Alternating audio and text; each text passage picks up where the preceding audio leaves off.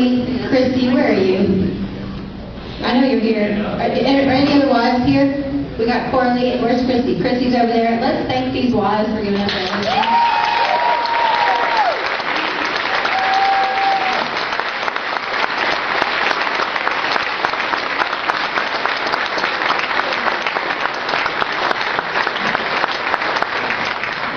And the truth is, these guys wouldn't be sitting here if it weren't for you, and you guys look pretty darn good, I think, so that's our picture. Thank you for doing that for us. But this is how tonight is going to work. We're going to give them time to just kind of chat. I don't know what's on your hearts. I didn't tell them in advance, let's talk about such and such. So I just want you guys to kind of say whatever you want, okay? You know the routine, okay? And then while they are speaking, where are the Emerlings? Okay, we are going to take questions on cards. So if you have questions, raise your hand again. Is it just you? You got any helpers? Because you're going to need to turn back into her. Okay, so get them from her, turn back into her, and then she will give them to me, and I'll ask the questions. Okay, so everybody got that? Great. The only thing I do definitely want to hear is I want y'all to hear Matt Rinaldi's story. You probably have already heard bits and pieces of it. But we're going to hear it again from his mouth. But other than that, let's just go start at that end, actually. Matt Krause, you'll go first. Well, good evening. I love this tradition. It's been one of my favorite ones, getting back to you guys after a session. And I remember last time we got together, it was a little different because the session had been a little fractured, to be honest with you. There wasn't a lot of maybe unity. We were all kind of on different pages. So it was a little bit of a different get-together. But this session, it was a lot of fun, to be honest with you, because the Freedom Caucus and how we were able to move together, how we were able to strategize together, how we were able to affect change together on the floor, in committees, whatever it was just really enjoyable. And so I appreciate all these guys up here with me and the rest of those in the Freedom Caucus. We all have different gifts, we all have different strengths, we all do different things and fill different roles, but bringing all 12 of those individuals together, I thought made us very strong. So I'm excited to talk to you guys tonight about a little bit about what went well, what went bad, what we still have to do. We go back next Tuesday, 10 a.m., we start our special session, and I know none of us are looking forward to being away from our wives, our jobs, our kids, and our home up here. But we've got a lot of unfinished business, so I can't wait to get down there and hopefully do it. And thank you guys for supporting us and being there right along with us all 140 days of the regular, and I know you'll be there for the next 30 of the special. So God bless you guys. Keep talking. Jonathan Stickland, House District 92, Hershey, Bedford, a little bit of Arlington and North Grand Prairie. And this is my favorite time of the year. See, many of us trade popularity in Austin to be able to come back home and tell the truth. And it feels good. It feels good to come home to a packed room like this. Folks who are excited about government growing, mad about government growing all around them. And this was a fun session. It really was. I have to be honest with you guys, I was very nervous when we started talking about the Freedom Caucus, and let me explain why. Every other group I've ever been a part of in Austin, including the Republican Caucus, I have always felt like it held me back from wanting to fight against the powers that be. And I always feel like when you have a group, specifically a bigger group, the more aggressive members are more diluted by the folks who don't want to do anything. And I was nervous about the Freedom Caucus forming, frankly, for that reason. But I have to tell you, I think it was one of the best moves the conservatives have ever made. I was proud of every single one of these guys who were up here with me. Just a couple of special shout-outs. I think, without a doubt, Tony Tenderholt was the most improved representative that I've ever seen.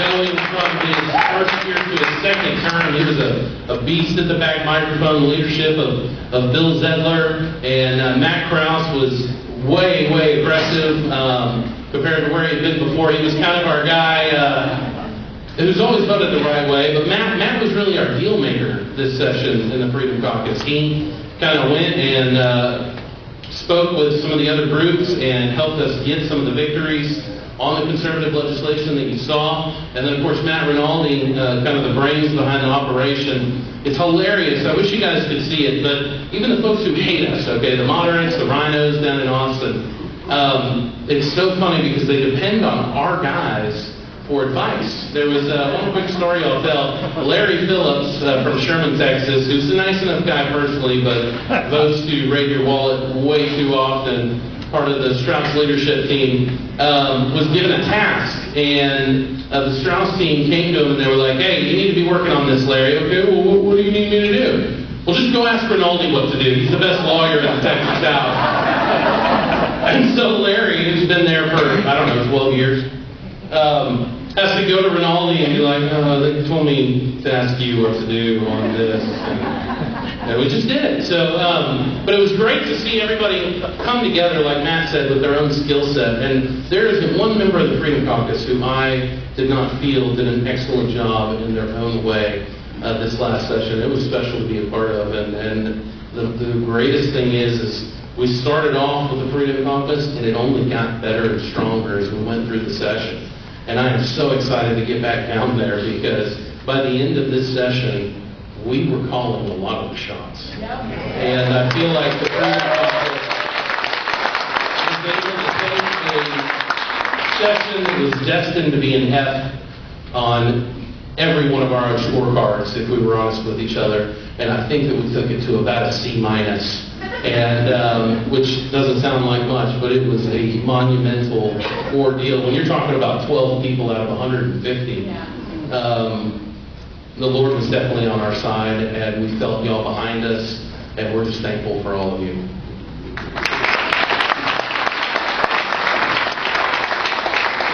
Which one should be? Let me tell you, I've been down there. This was my 7th session, and this was the best session that I've had, and it was primarily because of the Freedom Caucus. And the thing about it is that, just like Jonathan said, it started off looking like it was going to be horrible, and the reason why is because we knew what was going to happen. We knew Strauss was going to basically try and block all the good stuff from getting to the floor. But one of the things about it is that when you have a special session, it makes it very difficult to hide what you're doing.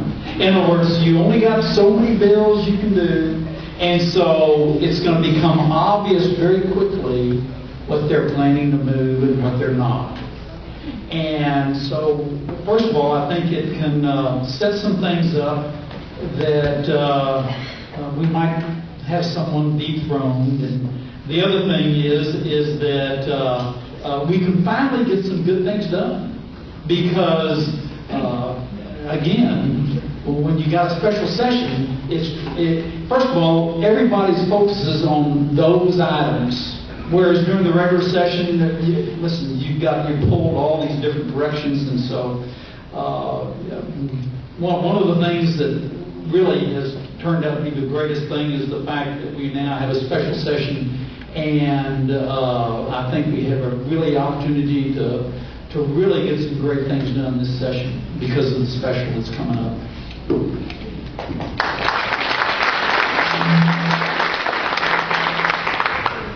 Thanks, Bill.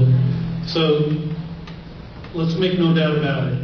Leadership in the Texas House failed you this session. Do you guys agree with that? Yeah. Texas House leadership failed you. And some things that the Freedom Caucus was able to do is we were able to show and prove to House members that leadership was failing them too. And so I envision some changes coming.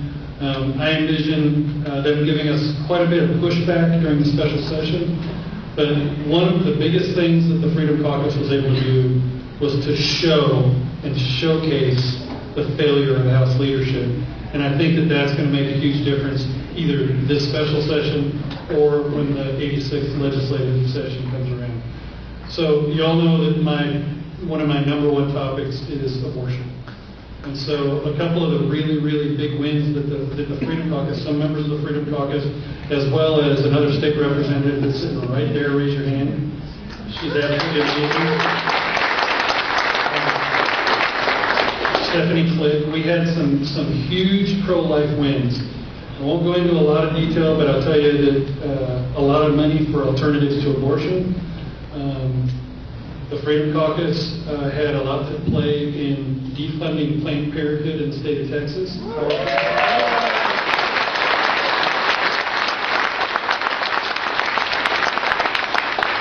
I authored House Bill 948.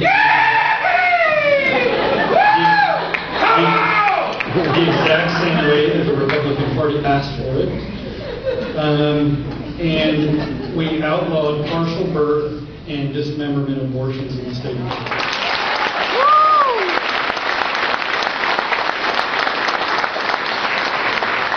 And I'm sure we're going to talk about that and a whole bunch of other things, but again, I want to say thank you to Representative Stephanie Quick because she did a lot of work on that, so I appreciate it. That's my big topic.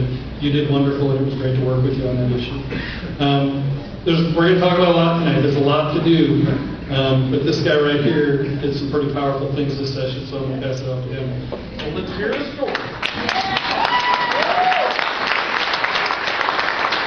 First, I want to say it's an honor being with these guys this session and working on so many important issues. I thought the caucus was such a success because we balanced each other out so well. Part of our weaknesses are our other members' strengths, and me and Matt Krause balanced each other out perfectly, Stickland and Leach, and everybody was working together, respected each other so much that we were able to actually form a great strategy. At the beginning of session, probably around February, before we actually started getting into it, we had 15, I think, priorities, but we had 5 top priorities in session. And those are No, it's not good. Go ahead.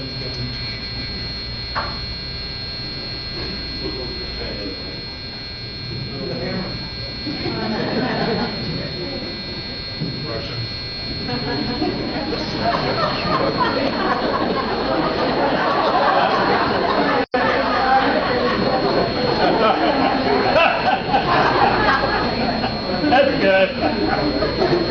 That's right.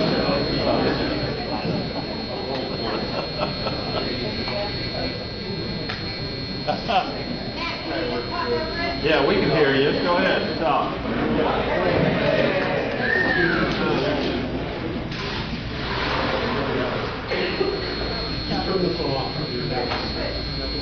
Oh, it's not working either.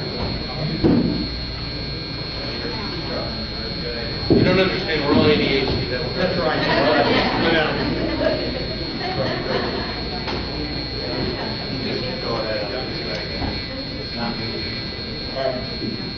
Can you hear me on this one? All right. So we came in February. We had five of our top priorities, which we picked not necessarily based on what what if we could do anything we would pass, but attainability, what was important, what we thought we could get done if we really pushed hard.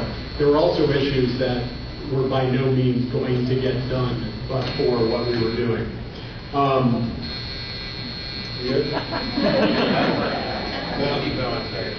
right, so what we did was we picked 5. The 5 that we picked were constitutional carry, dismemberment abortion ban, which Stephanie Clegg had a bill that was the dismemberment abortion ban. We heard it was going to be dead on arrival in the House. It's literally bans ripping babies limb from limb while their heart's still beating in the womb.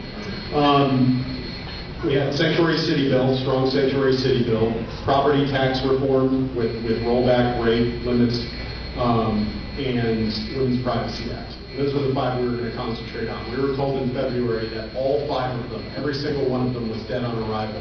Texas Right to Life, which dismemberment abortion ban was their top priority, was told that they would not get a single bill passed this year because they didn't play nice with leadership. So we came in expecting nothing. What did we get? We ended up getting 2 of 5. We got a dismemberment abortion ban thanks to Stephanie Quick's help.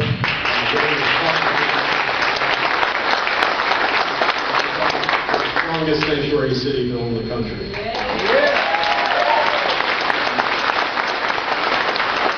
We have the potential to get 4 of 5 after a special session, because property tax reform and women's privacy is on the call on special session.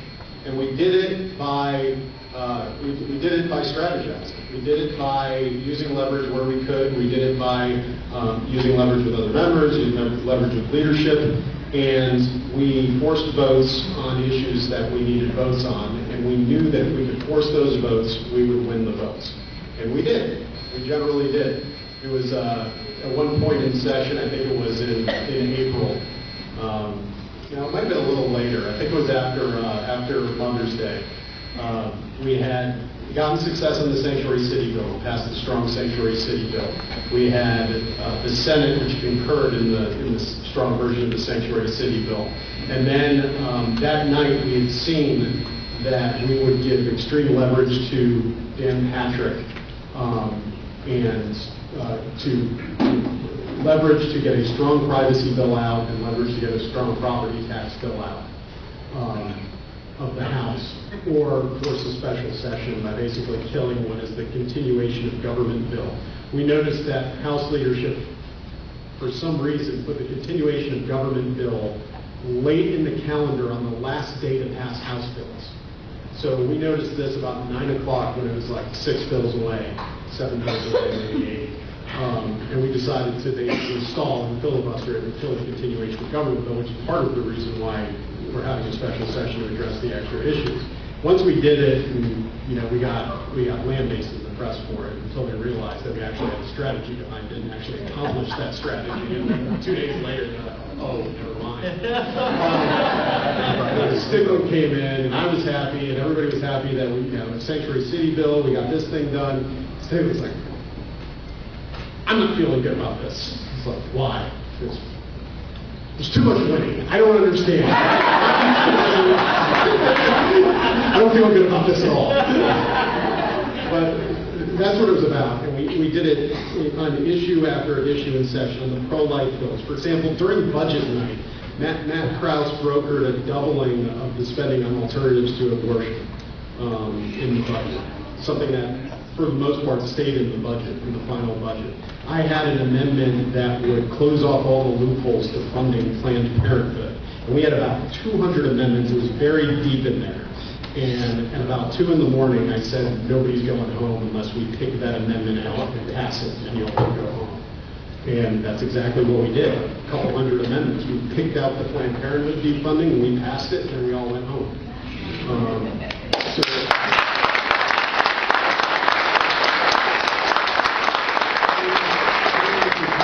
Pulling victories out, and I'll just address the last day because Julie wanted me to. You probably heard enough about it already, but I'll just address, because you know what happened. I'll just address the way I think it works into it. The Sanctuary City victory was a big victory. It was a very big blow to the Democrats. I don't know why a bill targeting criminal aliens and aliens in custody is controversial by any means. I think that even individuals who think we need less strict immigration laws believe that we should start with individuals in the criminal justice system. We have 500,000 crimes committed since 2011, more than that, by individuals in this country illegally. And of the 500,000, 2/3 were there here illegally and tagged as being here illegally at the time of their last arrest. So you're saying you can prevent hundreds of thousands of crimes. You can prevented about 800 murders over that period. Numerous thousands of sexual assaults. Why would we not do it? But in today's America, the other side is increasingly unhinged and taking positions that are unreasonable. I mean, some of you guys saw that today when you came here. I think it's a culture now where they're not winning at the ballot box, so they're taken to bullying. I think you saw that the last day of session when thousands of people were paid to come in and protest, and a peaceful protest is always great, but they were disrupting governmental proceedings. They were resisting police officers who were taking charge. They were saying that they were breaking the law, chanting that, holding signs saying they were in the country illegally. So I don't think we should be bullied. If someone's saying they're doing something wrong, we call the authorities. If somebody wants to boycott your business because you're a Christian-owned business, you don't have to take that bullying. We need to boycott businesses that promote the LGBT agenda. Yeah. We need to push back in constructive, nonviolent ways, but we don't have to take the bullet. And I didn't that day. I don't think you should have to do it either going forward.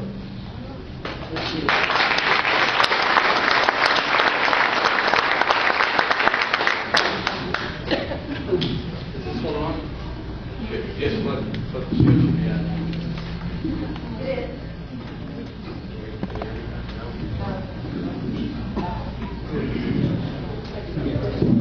all right, let me tell you what really happened.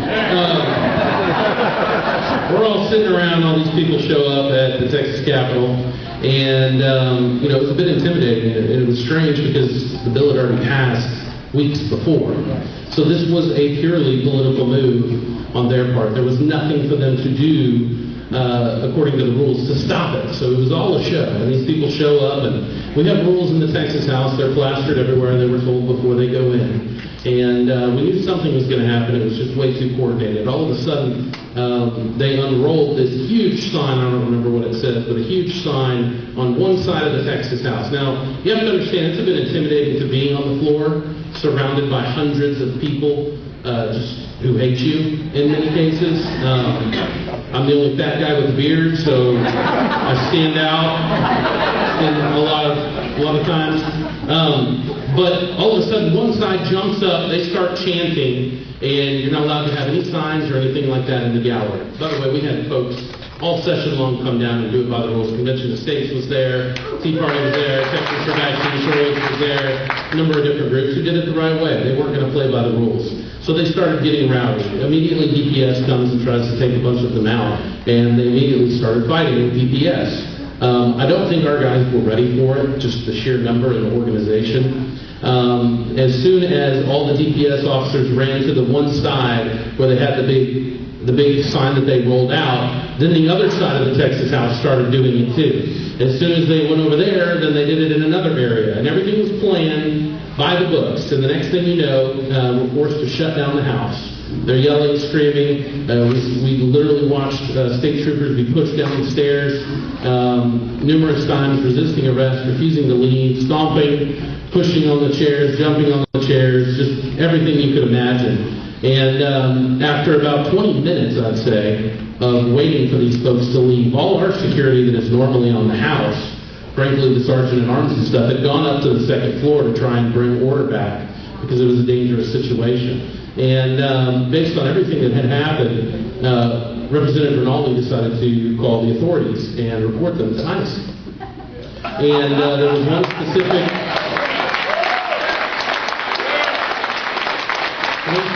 member who was chanting and encouraging the crowd, up and down, yelling and screaming along with them, inciting the crowd. I think it upset Representative Rinaldi. He was then made aware that ICE had been called, and then it was an absolute heyday. It was a sad time to be a part of the Texas House because I saw my friend Representative Rinaldi instantly be attacked and pushed and cornered by at that point, large number of folks. And you have to understand, on the last day, we're an hour away from signing out.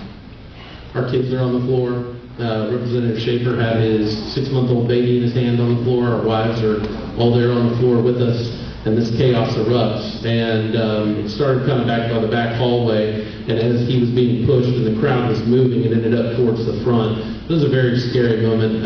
Some of the things that were said in the hustle and bustle should never be said anywhere, especially in the Texas Capitol on the Texas House floor. And I was proud of my colleagues for sticking together and making sure that everyone was safe in that time period. And thankful for DPS afterwards for making sure that Representative Rinaldi was safely taken off of the floor due to the threats that were sent his way. But a lot of us haven't talked to those folks since that moment. I walked off with Representative Rinaldi to make sure he was safe, and his family. Corley was pregnant. And many of us have not seen each other since, so it's going to be interesting to go back here in a couple of days and, hey guys, we're ready to pass the pro-life bills and property tax reform and everything else. But it can't be understated. Look, the Freedom Caucus knew that under the Joe Strauss regime, we were not going to get what we wanted. And that our cards would be best played against the Senate, and the great job that they did passing conservative reforms under Dan Patrick, and under what Greg Abbott said that he wanted in the state address. So getting into overtime was the game plan as soon as we saw a path, and we're there, and we're ready to bring the win home for you guys in the next 30 days.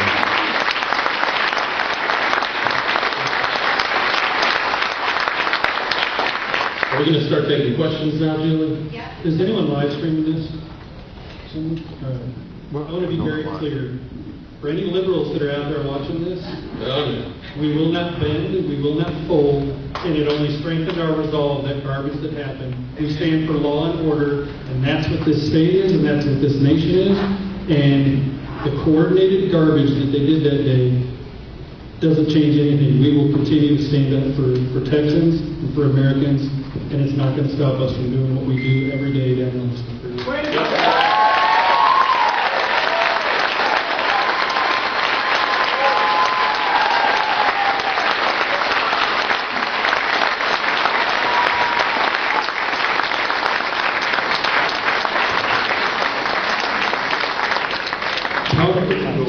Tony can talk big like that because DPS has been surrounding his house for like 18 months now.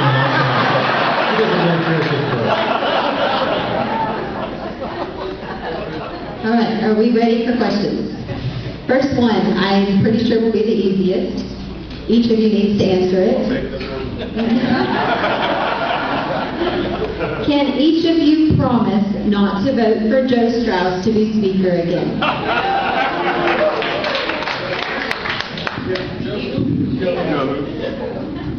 Yeah, he should not be Speaker another term. I'm hoping we don't have a vote next session. I'm hoping he's gone in the next 2 or 3 weeks. Whenever there's been someone running, I've always voted the other way. In other words, Joe Strauss has never gotten my vote.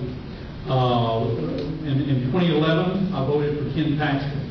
In 2013, I voted for and supported first Brian Hughes and then David Simpson, and then in 15, I supported Scott Turner.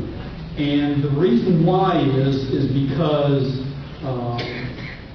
Joe Strauss, when he became Speaker, what he said was we would have a member-led House. We have had everything but a member-led House. And the other thing that we've all supported as well is changing the rules to disperse power away from the Speaker. And the way you do that, first of all, is you can, there's several ways, but one is that you have it where if you get 76 or more joint authors on a bill, that bill will come to the floor for a vote and a debate. The other thing is this: we must have a calendars committee where there is required open vote like every other standing committee.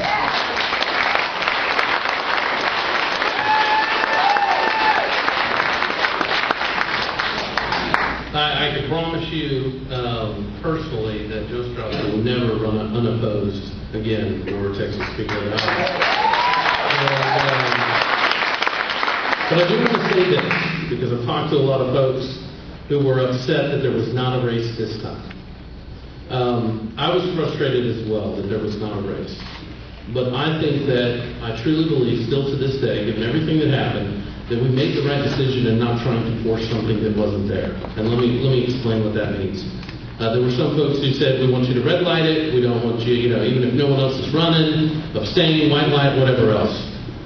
From a rules standpoint, there was no difference. If Joe Strauss was the only person nominated, then if 149 other members voted no and he voted for himself, he was Speaker. There was nothing strategically to do it. Now, I've had people say, well, you guys sold out And doing that and just going along with it, listen, I'll be honest with you, every single one of us was praying whether we should do it, whether someone else should do it. We were seeking the Lord and guidance on it. And we made this decision together, and I still think we made the right decision in not forcing something that wasn't there. None of us made a deal.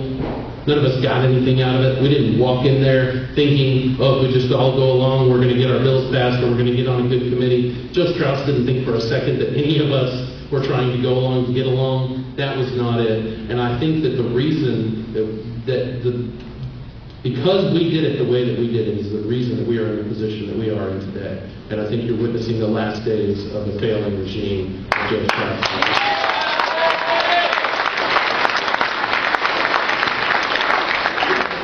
I agree on the leadership part with what everybody has said. One thing I want to stress is that we need to make sure that whoever does take over the gavel next is in agreement with the rules that Bill Zedler has just talked about. I think for too long we say, well, it's terrible when they do it. If we get in power, all of a sudden we can use it to our advantage and it's okay. No, if it's wrong for somebody to use those rules in a bad way, it's wrong for anybody to use those, even if it's Jonathan Stickland. It doesn't matter who it is. And so I think we need to make that a cornerstone of whoever takes leadership next is make sure they're willing in some way to give up their own power to disperse it back to the members, kind of rebalance where it used to be for over a century here in Texas. So just because we might have the gavel next time doesn't mean we should use the same power that we've been arguing against for the last couple of sessions. Okay, next question. This is kind of lengthy, so listen. Nearly every day, first let me just say, I don't want all of you to answer every question because we're going to get bored. So just nearly every day, a different conservative columnist laments the absence of knowledge of United States history, civics, and traditional American values in today's high school students, college students, and millennials. We saw the result in 2016 as young voters flocked to socialist Bernie Sanders. Against that background, House Bill 515 passed by a vote of 141 to 3.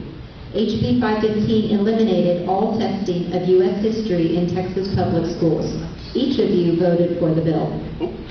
De-emphasis of U.S. history knowledge contributes to the left's agenda to destroy our youth's appreciation for America. What were you thinking? And that's HB 515. I'll answer that real quick. I think most of us would agree with everything that was said in that question. But here's the problem. If you think that Austin or bureaucrats or anyone down at the Capitol is going to fix public education, you're wrong. What we have to do is get back to personal responsibility and parental control. I remember when I was in school, and I think it was better back then than it is today, my mother would go into the principal's office and sit in there until she agreed to put me in the classroom with the teacher that my mom wanted me in. Because she had talked to all the other moms, she knew who was the best, she knew who was teaching what, and they were involved. And as the bureaucracy of public education continues to grow, what we are doing is discouraging parents from being involved. We have to start taking over our children's own education and quit relying on standardized testing, bureaucrats, or politicians in Austin to fix these problems. We have to demand it personally.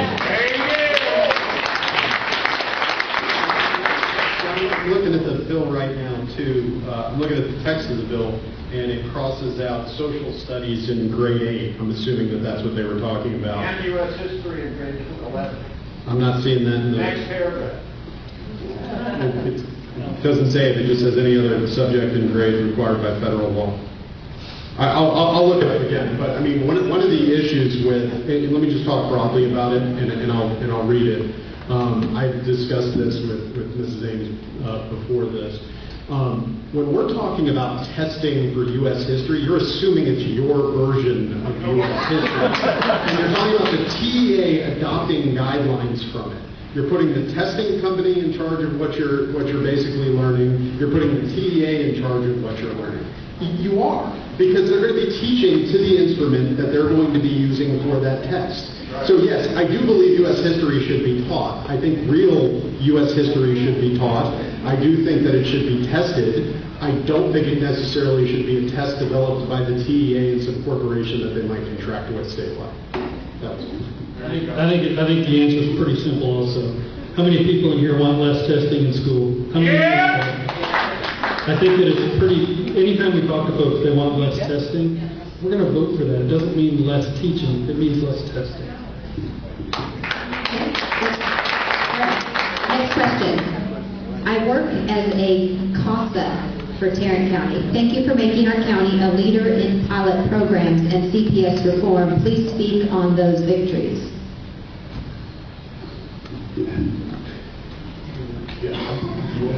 Who's got that? CPS was a huge problem agency. We spent a lot of time in my office looking at it because I wanted somebody to be looking at this from a parental rights standpoint, right? A lot of times when we look at agencies like CPS, the answer is, oh, more money, more bureaucracy, more everything else. CPS was a huge victory for us. We got back to things like kinship care, where we were paying for families to keep the children instead of giving them off to foster kids. That was huge. We worked on a number of different things of bringing in nonprofits and church communities and whatnot and trying to solve some of these issues, trying to modernize the whole system. And then in the middle of the CPS stuff, we had some huge individual liberty wins. Representative Krause had a number of different amendments. Texans for Vaccine Choice had some huge victories to make sure that they can't take our kids and take them to a doctor and go against the parents' wishes because they have temporary custody, all this stuff. The CPS stuff was a huge problem that needed to be addressed, and it scared me because I thought the answer was going to be less parental rights, but it ended up being one of the biggest victories for liberty lovers in the state was the CPS reform. Did a good job. Yeah, I agree. And one of the things structurally that happened is that, usually we try to put everything together, make it more efficient, kind of consolidate as much as possible. Sometimes that isn't the best option. So what James Frank and Stephanie Flick and some others did was actually worked on a system we're actually going to kind of diffuse some of that responsibility and power to different agencies all around the state. And I think that's going to make it a lot more responsive, a lot more efficient, and a lot more effective in doing what we need to do. So that was one of the big structural things we did, is taking it out of the head in Austin, kind of diffusing it around the whole state. And I think that'll help. Good work, Stephanie. And I want to bring up one thing that a lot of you may not know, and I'm going to toot this guy down over here. A lot of you may not know that Representative Stickland did a huge amount of work for CPS reform during the interim, and a lot of the things that happened were a result of his work. So on behalf of the probably 50-plus children that died in care annually, this guy did a lot to help be a part of solving the problem. So thank you, Jonathan, for doing that.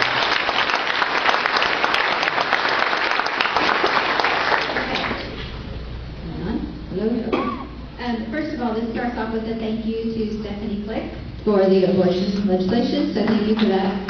Just so you know, the Freedom Caucus members are on the stage, but Stephanie's here, and I really appreciate that you came to join us tonight. If we have issues that she needs to address, we'll just call her and have them up. So, okay, so this... Or if she wants to join the Freedom Caucus.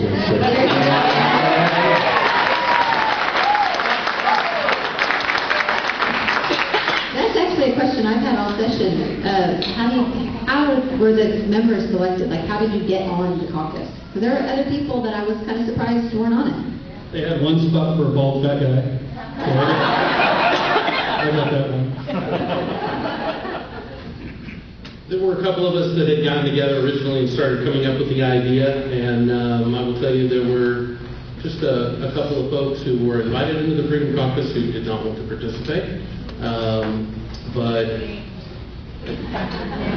it's not always a bad thing. A couple of them voted with us 99% of the time. It was a strategic thing. And again, there was a lot of question marks of whether this was going to be successful or not. I mean, let's be honest. It was a huge time commitment. We spent a lot of time together. And, sometimes it's hard to take your ideas and put them aside for the greater good of the group. And so there were people who wanted to see how it worked first. I suspect there will be a number of people trying to join the Freedom Caucus. My biggest fear is how we're going to keep a lot of them out, because I'm not interested in this becoming the club that gets watered down. This has to be the group of people who are tried and true and proven, and I'd rather stay at 12 than bring in a bunch of people who are going to try and get us to slow down or stop. And there's a lady right here, Ms. Metzger, who I hope is going to join us after she's victorious in the next Republican primary. We'd love to have you as well. So, that's how we did it. Okay, let me Apparently Matt wants to speak. 12 was a good number because remember, we share the same principles, and there are other groups as well that are focused on the conservative principles we share, and they're members of those groups. We have to agree on the principle, and we have to agree on tactics in order to be effective. So that's what we're focused on with the group. And I can tell you, some of the discussions we had, I think about 12 was about that number where you could actually get agreement on a lot of the stuff that we were doing. So we did have to have like-minded people. We wanted to be broad, so we had different ideas and how we go about things, which I think we did. But you can't have it too large that it's unwieldy and you can't come up with a plan. 12 worked for Jesus.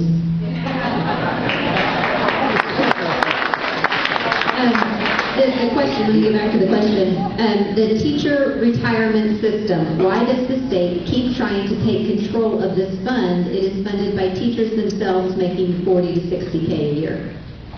I'm gonna answer this because this one upsets me. I have a lot of friends. There's members here who are retired teachers, who are dear friends of mine. Conservatives have stood. I don't know of any Freedom Caucus member that took one vote against the retired teachers this session.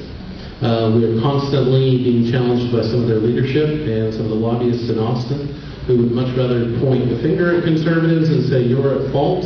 But every single one of us has honored every single promise that the state has made to retired teachers. For us, it's been a moral issue.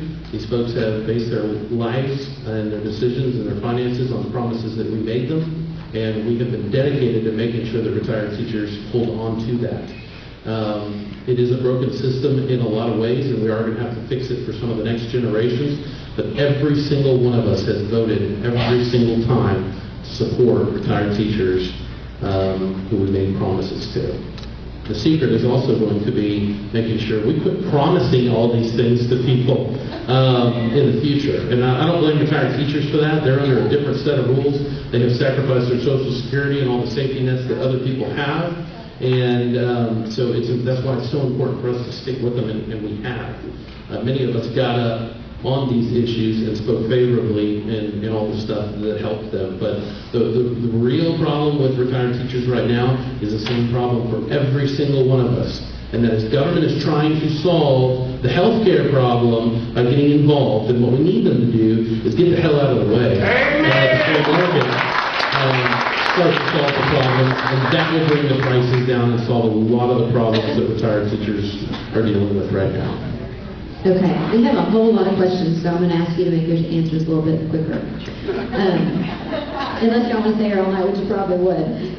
Okay, the Republican Party of Texas spends endless hours prioritizing plans. Abolish abortion is a top priority for the people of Texas. Please don't give up and let it die because we quit. It is God's priority. Will you introduce HB 948? All right, I'm probably the right person to address this one. So let me start with, we altered that bill the way that Texans asked for it, exactly the same way that you all asked for it. And let's just say this, there's 11 more states that have offered it. During the interim, our plan from our office is to have 25 states offer that by next session and 50 by the following session. We want this bill across the nation. So what we're going to do is we're doing a petition across the entire state. We have the abolition, people that are involved with abolition of abortion, pushing the petition, and I will personally hand deliver it to the governor's office to request that this be placed on the special session docket.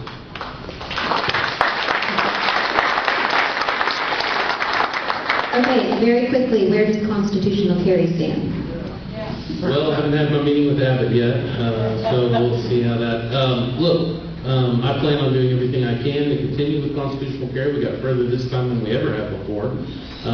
We have a lot of new supporters. We had some folks step up and sign on to the bill publicly that you wouldn't have expected. And we have bipartisan support. I'm happy to say there are a number of Democrats who plan on voting for it as well, because they think that it's bad for minorities, which it is. And so, look, Abbott's got to put it on the call. Our plan is to continue to push it like Representative Tinderholt, but realistically, he is the man in charge. So if you would like to see constitutional carry, it ain't because we're not pushing it, it's because it's not on the docket, and you need to let the governor know. Okay, we have two questions on, this is really annoying. Okay. Two questions on property tax relief. One is just, will we get property tax relief? But the next one goes a little bit further and says, what do we have to do to eliminate personal property tax? Well, I'll take that first one for sure. I had a law professor that said happiness is the difference between expectation and reality. So I want to set your expectations real low for property tax relief, so you're at least a little bit happy. Actually, I think we should quit calling it property tax relief. If we're being honest, we should call it property tax reform. I think we are making some big strides in how we promulgate your tax rate, how we push that out, how there's some accountability to what that tax rate is. But I don't want to sit here and tell you, no matter what we pass in this cycle, in this special session, if it's anything that we discuss during the regular session, is going to bring your property taxes down. It may keep the rate of it from going up as much as it did before. So what I think we need to do is work for ways that you actually eliminate the property tax or bring that down. And what we need to do is have some focused discussions on how we actually do that. It's not just having rollback elections. It's not just doing this or whatever. It's actual structural reforms to the property taxes we take, how we take that and look at where we're getting it from and how we need to adjust those for the most part. So we might get some property tax reform. I hope we at least get that. I think there's some good things and it's very valid. But property tax relief, I don't know if you're going to get that in a special session. I agree with Matt. We do need top-down reform of the property tax system. However, I do want to say, I don't want to keep your expectations low. I want to keep them exactly where they should be. You should expect that some type of property tax cap to the rollback rate that triggers an election, something like the Senate passed, should be passed during special session. Because it's the very least we can do. It doesn't cost them a dime in the budget. It allows you final say over your tax rates. So it's the most local level of control possible. And the only groups of people that I've seen against it are your elected city officials who have been coming down to Austin on your taxpayer dime to lobby so that you don't have any say in whether or not your property taxes go up. I think that's terrible. I think that any local official who's done that should have an opponent next election. You should be searching those people out. It is the biggest disconnect between the voters and local officials that I've ever seen.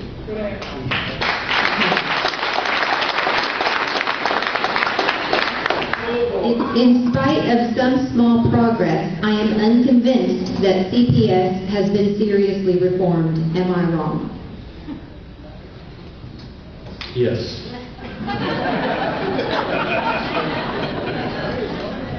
We're not there 100%, but I think you're going to see a lot of CPS reform. And understand one of the biggest problems that we had was the leadership at the top of CPS, and some of the folks who have built political empires around their positions in CPS have been changed and are being pulled out by the governor and the new appointee. And I think a lot of the changes that we need to see there are going to happen from the governor's appointment. But again, we need to all understand that everything we talk about comes back to personal responsibility. And the real answer to all of our problems are going to come from us as individuals and from our churches. And if we keep looking for the government to solve these horrible problems, it's always going to be messy in CPS because there's just people that exist in the world. So you're trying to make good out of something that is wretched and horrible and dark. And we're just not going to be able to do all of it. So, but we have major strides, and it should not be understated at all.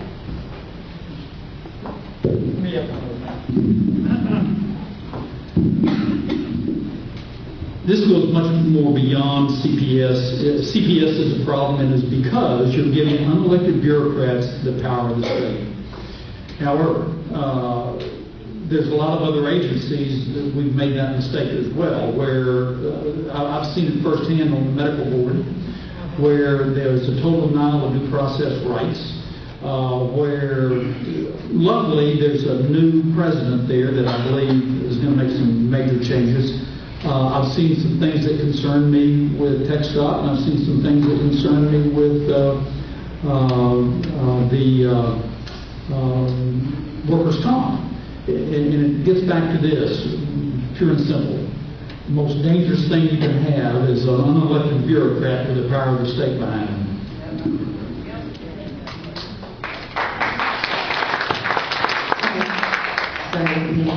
Okay. Now that we realize there are 321,092 school teachers in Texas, are you still in favor of a $1,000 raise? It says still, but I don't know that y'all ever said you were in the first place. But anyway, how do we fund it?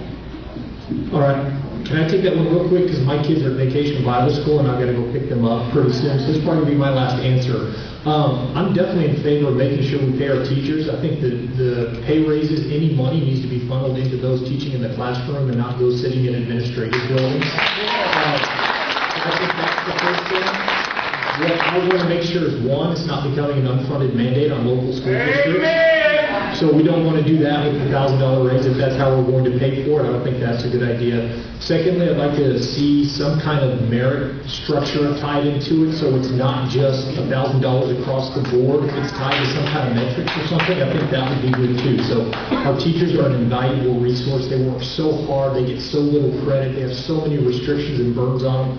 We need to free them up to teach more, and I'm all in favor of paying them as much money as we can. We just have to do it smart, make sure it's done the right way, and that we pay for it if we're going to do it, and not leave that to the local school districts. Thanks for being here. Oh, wait, Matt. We got a hat for you that says, it's one of the hats that Don would stand up. He made those Make America Texas hats, and then he put Northeastern Tea Party on the top.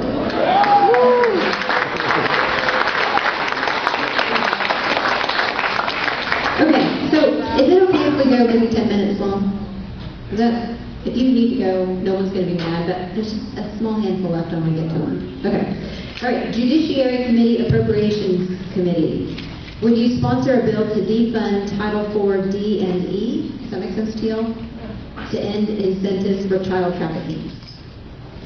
It might be D and F, D and E. I'm not really sure what this is. Who wrote it? What do you mean? Where you at? What do you mean? I want to know if you'll defund Title IV-D and Title IV-E. Title IV-D is where the judges are making parents non-custodial to get child support or just to get bonuses for judges.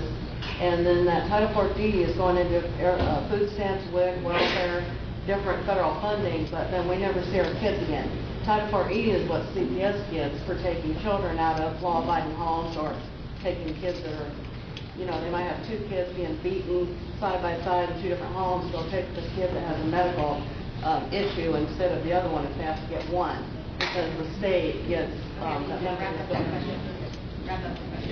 Title IV-D is like child support. Yeah, I mean, I'll be honest with you. I don't know enough about that to say whether we completely defund it or not.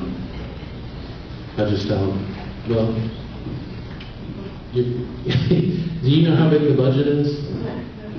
We get it stacked about this big, and we have less than 36 hours. All these people on here miss their kids.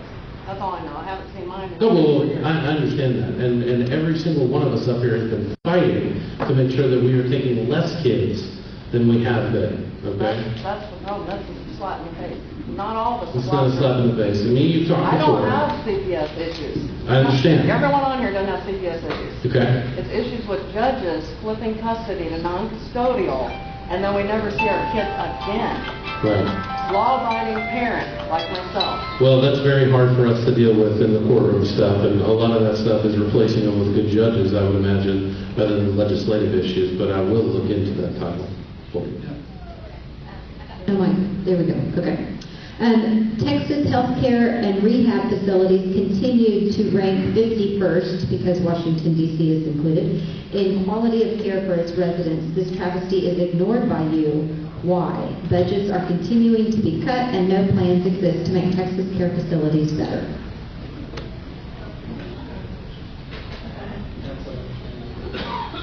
Read the first part of it again. Texas healthcare and rehab facilities rank worst, basically, in quality of care for its residents. This is a travesty that's being ignored. Budgets are continuing to be cut and no plans exist to make Texas care facilities better. Yeah, I don't know where that ranking comes from, so it's hard for us to speak to that. Okay, so but questions like that, if you just contact their offices, I know that they will be happy to address them. No, we're not raising hands and talking from the floor. Okay. Grandparents usually seek visitation rights to grandchildren due to situations of divorce or death of a parent. On occasion, a child will seek to extort a grandparent by threatening to withhold grandchildren from the grandparents. These actions constitute elder abuse and child abuse. What will you do in the next session to address this? Again, I think this is a judicial issue, not a legislative issue. I understand that it's a serious issue, but I don't think that we should be getting in the business of getting involved in individual cases in the courtroom. Good. Okay. What strategies can you share with us for special session, and how do you see things going for that? My strategy is a pass them all approach.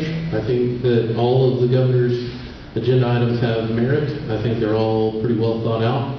And, you know, it's hard to completely commit without knowing the details because those are important on a lot of issues. But on the surface, every single one of them look very good. I think the Senate strategy, from what I've heard, I don't know this for a fact, but I believe their plan is to pass everything immediately, as fast as they possibly can, and then it's going to sit in the Texas House until the leadership finally lets it come to the floor.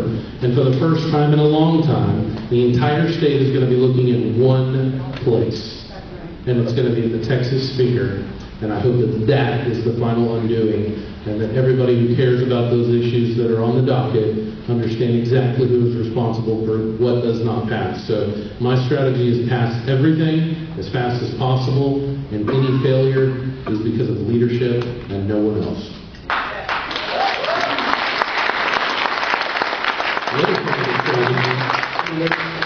Let me add that. Pay very strong attention to the content of the bills that we're passing also.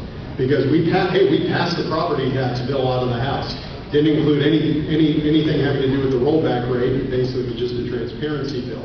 I mean, it was a good provision, it just didn't have the effect that the Senate bill did. We passed a Privacy Act bill where the language wasn't strong enough.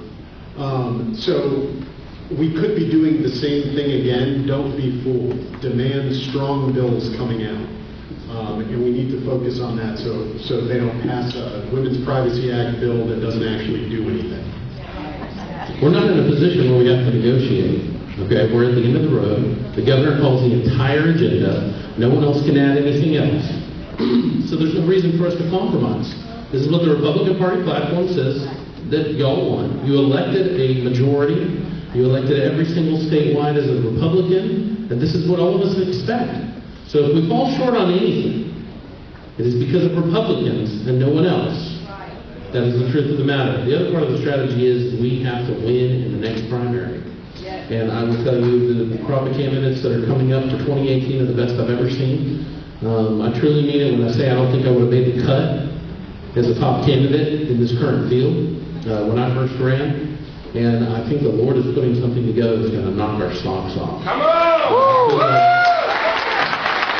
I feel like the foundation has been laid with Lieutenant Governor Dan Patrick and the Senate and what they've been able to do. I think that Abbott's coming along with everyone else. And the Freedom Caucus laying the foundation in the Texas House, we're going to build upon it in a mighty way. I think 2018 is right for the greatest conservative victory that we've ever seen. And the beautiful thing about the special session and what we knew going into this was, as conservatives, we're going to win no matter what. Because we're either going to get the legislation that we want, or we're finally going to get to put a spotlight on the person who we said has been killing it all along. And then we're going to take him out. So this is a win-win. I'm feeling really good strategy-wise.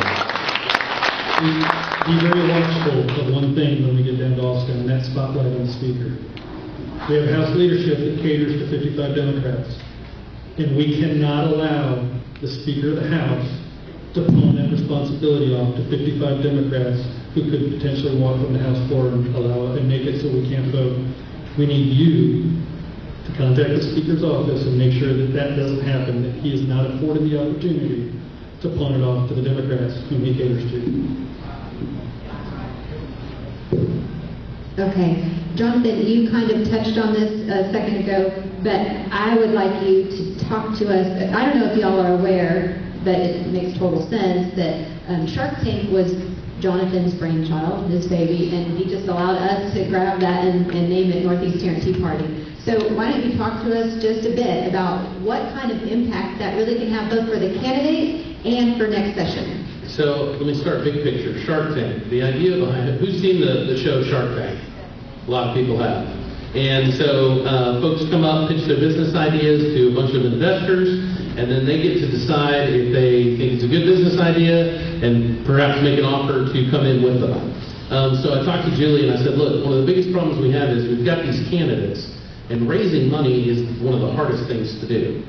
You couple that with the fact that I am asked all the time, who are the good guys, Jonathan? Give me a list. I want to support them. Tell me who's running. Everybody wants to know. And it is a full-time job trying to keep track of all of this. So I said, how do we do this so that we accomplish everything in one day? One of the biggest, most important days in the next primary will be the Shark Tanks that are coming up. So this is what happens.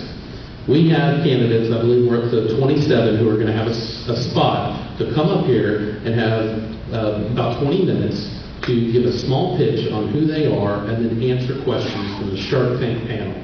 It's going to be leaders like Julie McCarty, Michael Cohen Sullivan, Elizabeth Graham from Texas Right to Life. A number of different movement conservative organizations are going to sit here and grill them on who they are, what their plan is, how they're going to win, and what kind of representative they're going to be. They don't know what questions are coming. We're going to find out who's good, who's bad, who you like, who you don't, and more importantly, you're going to get a chance to help them immediately. So what will happen is they'll come up one at a time. It's an all-day Saturday event. We'll have one here in Grapevine. We're going to have one down in Houston. And Shark Tank panel will be there. They'll come up here, and hopefully hundreds of patriots like yourself will be out in the audience, ready to grill these guys and figure out if you want to invest in their campaign and them becoming a state representative. And last time we raised hundreds of thousands of dollars for about 25 candidates. And it happened because of people who showed up and wrote $5, $10, and $25 checks for the folks they want to support. And I cannot tell you the impact that that had on a number of folks. And let me tell you, the freshmen that we had that came to Shark Tank that were victorious, that was the most exciting thing in their entire campaign. They walked out of here realizing that this is bigger than just one district. It's bigger than just my race. We're all in this together, and God is moving, and this movement is strong. They walked out with, in many cases, hundreds of envelopes. And this is at the start of their campaign. This is October. That's the hardest money to ever raise, and we did it collectively in a group. But it was, I talked to the donors, and people were telling me, gosh, that was the best day, the most productive day I've ever had in a movement. I got to see candidates from across the state. And all of a sudden you grasp how big this movement and what's really going on when you see it one after another after another. And I hope you guys will come. The only requirement is that you write a donation to someone of any size. We have people who are writing $10,000 checks, $500, $10, $5. It didn't matter. It was about the atmosphere and sending those guys out of here back to their districts with a bunch of people behind them, money in their campaign coffers, but more importantly than that, the motivation to continue. The freshmen that won were some of the best shot in the arm that the Freedom Caucus had. Mike Lang, Valerie Swanson, Briscoe Kane, and Kyle Biederman. Those are all people who came from Shark Tank. Y'all were the first people to support them. So if you don't have it in your calendar to be at the next one, you are going to miss out. I promise you. It's going to be bigger and better than ever before. Many of us have already been working on little short video intros. We're going to have surprises. It's going to be one of the best Saturdays that you could spend, and every patriot needs to show up and be a part of it.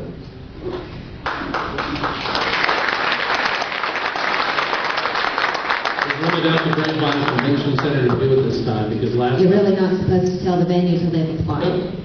So forget it. Well, I didn't tell you the date, so you got to apply. All right, so very soon we will have the link out. We're just waiting for that video to get finished. We'll send out a link. You can apply to be there. You'll get the dates and the information and all that kind of stuff. But we thank these gentlemen for being here.